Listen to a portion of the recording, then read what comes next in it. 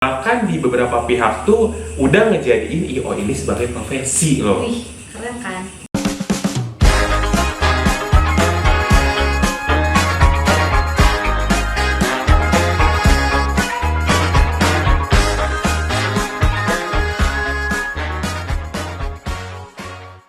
Halo Maruda! Wah, apa kabarnya nih semuanya? Semoga kalian semua sudah dalam keadaan sehat ya, dan juga selalu semangat menjalani hari-harinya. Kenalin, gua Angga Irawan. Gue FD. Kita dari IO Klasik Untirta.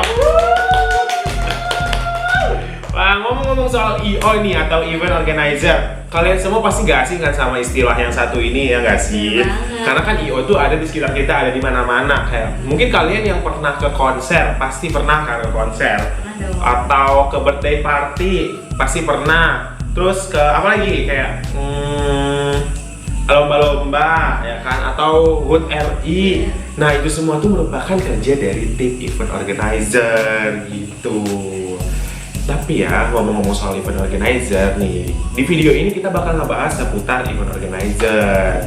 Tapi sebelum kita ngebahas lebih lanjut seputar event organizer, alangkah baiknya kita kenal dulu nih, apa sih event organizer itu, ya kan? Nah, istilah ini kan memang udah sering banget ya kita dengar ya, karena istilah itu lumayan populer ya, karena di berbagai tempat itu, dimanapun itu, di seluruh belahan dunia, IO tuh semakin berkembang ya kan.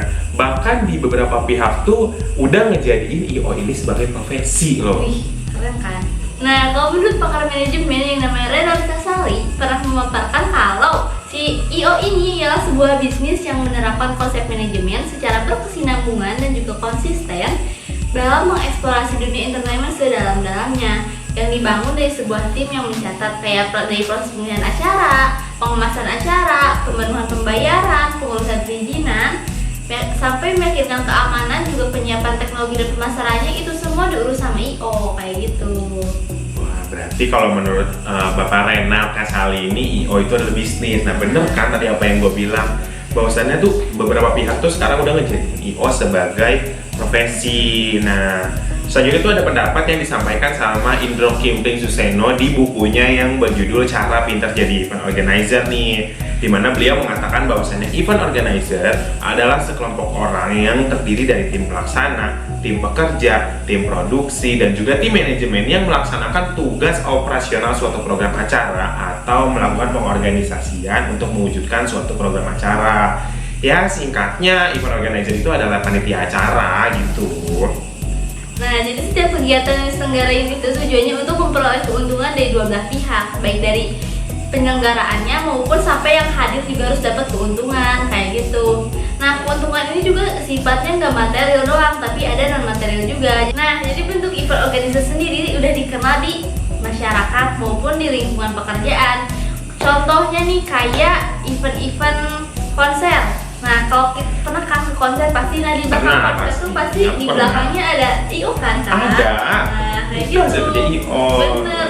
Selain itu nih yang paling dekat deh, HUT RI kemarin, kalian pasti di kampung-kampungnya ada HUT kan? Nah, itu tuh sama IO juga dilaksanainya, tapi bentuknya kepanitiaan. Nah, bener banget. Tadi kan disampaikan juga bahwasannya bentuk keuntungan yang didapat itu kan nggak cuma material ya, tapi juga non material. Nah, maksudnya itu di sini kayak kepuasan, terutama dari orang-orang yang hadir ke event yang memang di-create sama event organizer.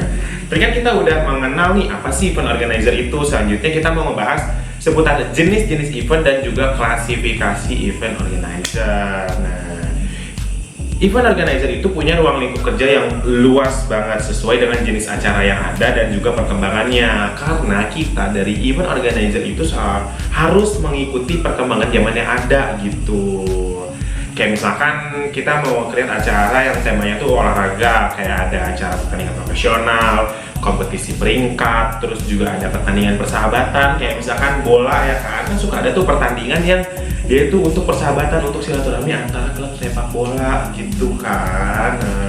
Nah, selain itu juga contohnya di bidang seni nih kayak pementasan, pagelaran, sampai kayak festival budaya nih, kayak festival budaya tahunan yang sering diadain di kota-kota. Nah, itu juga pasti ada event organizer di belakangnya. Benar banget, tapi kan apakah event organizer cuma nge-create acara yang seru-seruan doang? Kan tentunya enggak. Kadang ada juga kalanya di mana event organizer itu nge-create acara yang berbobot, kayak di mana temanya itu merupakan topik bicara. Biasanya itu acaranya kayak modelan seminar, webinar, atau kepelatihan-kepelatihan, atau mungkin talk show juga bisa, atau variety show gitu, di mana kita mengundang suatu pembicara di dalamnya gitu. Nah, selain itu nih, event organizer ada juga di bentuk pamerannya, kayak pameran lukisan sampai ke fashion show, kayak yang kemarin nih lagi rame-rame apa? Jakarta Fashion Week, bener banget. Terus ada belum lagi yang belum lama Jember Fashion Carnival. Nah, itu tuh ada event organizer di belakangnya.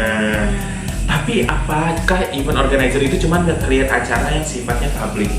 Enggak juga, karena ada kalanya jasa event organizer itu digunakan sama orang-orang yang pengen nge-create event secara private, kayak misalkan birthday party gitu, terus atau pesta ulang tahun. Pesta ulang tahun, birthday party sama aja. Maksudnya kayak pernikahan gitu kan, pernikahan kan siapa tahu mereka pengen nge-create pernikahan yang lebih intim gitu kan, ya nggak usah rame-rame ngundangnya, yang penting intimnya dapet gitu kan, suasananya gitu. Tadi kita udah ngebahas seputar jenis-jenis event yang di-create sama event organizer nih. Berikutnya kita mau ngebahas seputar klasifikasi event organizer. Jadi bentuk acara nih, mulai dari kayak pesta ulang tahun yang dibikin di rumah sampai juga olimpiade yang dilaksanain tingkat dunia, itu merupakan hasil kerja dari event organizer. Karena tanpa sentuhan tangan event organizer, acara tersebut tuh nggak bisa terwujud. Ya, istilah penyebutan event organizer kan sebenarnya bisa berbeda-beda ya, tergantung tempat di mana dia berada. Bisa aja disebut sebagai product communication, bisa juga dibilang sebagai biro jasa atau agensi manajemen, bisa juga dibilang panitia pelaksana atau organizing committee atau entertainment, dan banyak namanya istilahnya gitu kan. Pada prakteknya nih, IO itu gak mungkin menyelenggarain semua event. Jadi ada klasifikasi spesialisasinya. Nah, klasifikasi ini muncul aja gitu. Muncul aja gitu ya, secara sendirinya. Nah, bener. Nah, biasanya nih klasifikasi ini menyangkut dari kliennya yang biasa dilayani kayak gitu. Guys, jadi kayak misalnya ada IO spesialis kontraktor. Nah, biasanya nih IO spesialis kontraktor ini tuh dia kerjanya ngelayanin keperluan perusahaan atau instansi yang mau ngadain acara. Kan kita pasti tahu ya, hampir semua perusahaan atau instansi itu punya event yang sifatnya internal ataupun program-program yang memang disusun secara internal oleh mereka sendiri gitu kan. Dan buat ngelaksanainnya biasanya mereka itu pakai jasa event organizer, dan itu dilakukan demi efisiensi dan juga keberhasilan dari acara itu sendiri.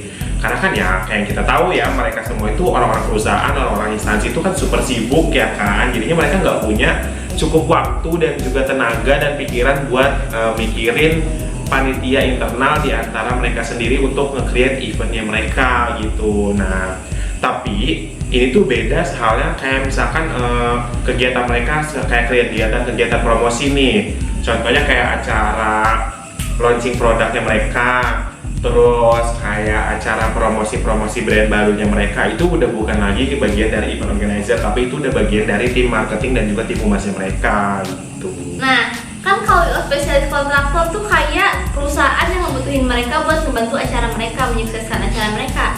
Ada juga yang namanya IO spesialis program. Nah, kalau IO spesialis program ini adalah mereka yang create acara sendiri, jadi mereka butuh perusahaan buat ngedukung acara mereka. Contohnya kayak konser, showbiz, pameran, kompetisi olahraga, sama yang lain-lainnya. Nah, salah satu contoh IO spesialis program itu adalah kita nih, IO dari Klasik Untirta, di mana kita punya acara yang namanya Pajiku, yaitu Pekan Hari Jadi Klasik Untirta.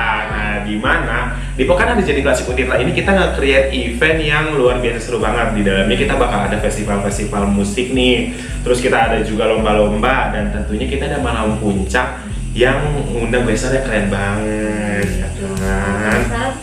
Pasti penasaran. Jadi buat kalian semua yang pengen tahu program Pak Hajiku ini kayak gimana, kalian bisa langsung kepoin ke Instagram kita di @pakhajiku ya kan, gampang banget. Nah, buat kalian yang mau jadi media partner atau sponsorship juga bisa aja langsung DM aja di IG-nya @pakhajiku. Gitu guys.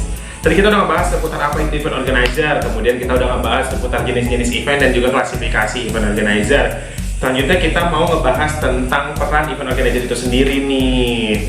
Nah kan perkembangan dunia usaha di Indonesia saat itu kan udah luas banget ya kan, udah ke arah yang menggembirakan lah ya, udah semakin leluasa orang-orang buat nge-create usahanya sendiri gitu, baik itu usaha barang maupun jasa, dan baik dari yang skalanya kecil sampai ke skalanya besar. Salah satunya adalah event organizer. Nah, di sini yang dimaksud di sini itu adalah event organizer yang mengarah kepada profesi, di mana ini merupakan suatu lembaga baik formal maupun non formal yang dipercaya untuk melakukan kegiatan nih.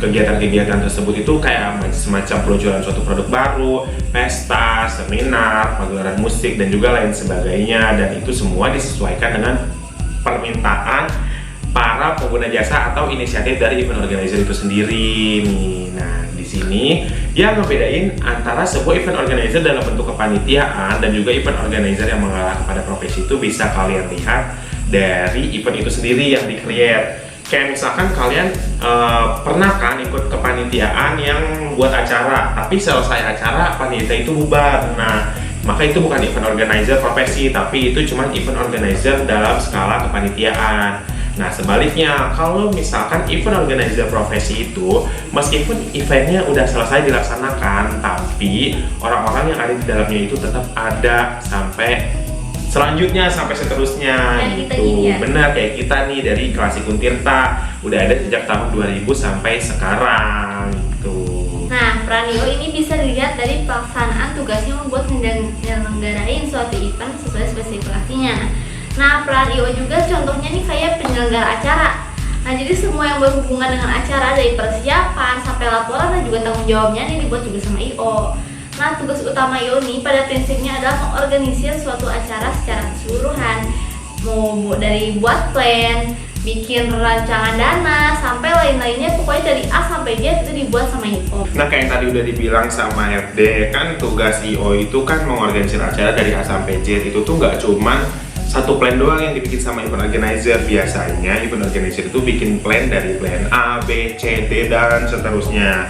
Kayak misalnya ada klien kita yang pengen ngelaksanain eventnya itu di outdoor, tapi kita kan namanya outdoor ya kan, kita nggak tahu ya namanya cuaca, kadang tiba-tiba hujan, tiba-tiba panas. Nah, event organizer itu harus punya plannya, dan itu tuh semua udah dipersiapin secara matang sama tim event organizer. Karena kan ya udah jadi tugas IO untuk ngebantu kliennya supaya bisa menyelenggarakan acara yang mereka inginkan gitu kan. Karena klien itu nggak bisa nyelenggarain acaranya sendiri gitu. Klien itu kan punya fokus yang besar untuk brandnya dan juga perusahaannya kan. Nah, makanya di sini itu kesempatan yang besar buat event organizer bisa masuk ngebantu gitu kan. Karena IO nih di sini bakal ngebantu untuk ngepromosiin brand atau perusahaan dari kliennya gitu.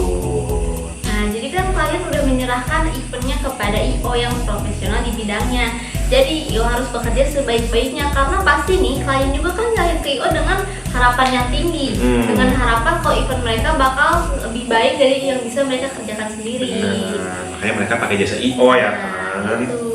Nah, IO juga secara sah ditunjuk sama kliennya buat mengorganisir suatu rangkaian acara mulai dari perencanaan sampai dengan persiapannya. Jadi eksekusi sampai evaluasi untuk ngeluarin acara tersebut juga dilakukan sama IO kayak gitu, sesuai harapan klien pastinya. Nah, karena kan namanya juga sesuai harapan klien, pasti di akhir itu harus ada yang namanya evaluasi dan juga monitoring, baik itu dari tim event organizer itu sendiri atau dari kliennya. Karena kan supaya kita tahu nih feedback dari klien kita bahwasannya apakah acara yang mereka harapkan itu sudah berjalan sesuai dengan keinginan mereka atau gimana gitu kan. Karena IO itu harus bisa jadi penyedia solusi bisnis nih buat kebutuhan dari kliennya. Kemudian harus bisa juga jadi support untuk kita bersama-sama nih memikirkan keputusan yang terbaik dan juga pas bagi event yang akan berlangsung. Kayak misalkan tadi ada klien kita yang pengen melaksanakan event di outdoor, kita harus bisa ngasih support dan juga ngasih keputusan yang terbaik ketika misalnya di outdoor tuh ternyata tiba-tiba hujan atau tiba-tiba anginnya kencang. Itu kita harus punya solusi yang pas bagi event itu. Nah, dari semua hal yang kita omongin di video ini, pada intinya adalah event organizer itu adalah sebagai bisnis partner, bukan sebagai pelayan. Jadi secara hierarki nih, posisi antara event organizer dan juga klien itu sejajar, nggak ada yang lebih tinggi gitu. Karena seperti yang awal, kita harus cari keuntungan yang sama-sama menguntungkan. Bahkan nggak cuma dari IO-nya aja dan juga yang klien, tapi harus menguntungkan juga bagi orang-orang yang hadir ke event yang dibikin sama kita gitu. Karena kan pada dasarnya ya acara ini adalah acara klien juga, bukan acara kita. Jadi nggak 100% klien itu bisa dengan seenaknya nyuruh kita nih event organizer gitu. Karena kita punya tanggung jawab yang sama-sama besar, baik dari info maupun dari kliennya. Jadi cukup sampai di sini video kita seputar event organizer. Nah, untuk pembahasan selanjutnya mengenai event organizer bakal dibahas di video-video berikutnya ya kan. So buat kalian yang suka sama video ini, kalian bisa langsung klik like, jangan lupa komen, apalagi buat kalian yang pengen pakai jasa IO klasik ya kan. Sambil di subscribe juga Benar. loncengnya kalau kalian suka, kalau kalian mau. Harus mau, jangan kalau kalian harus subscribe ya kan. Nah, kalau gitu gua Angga, WFD. kita pamit undur diri, see you, dadah, bye bye.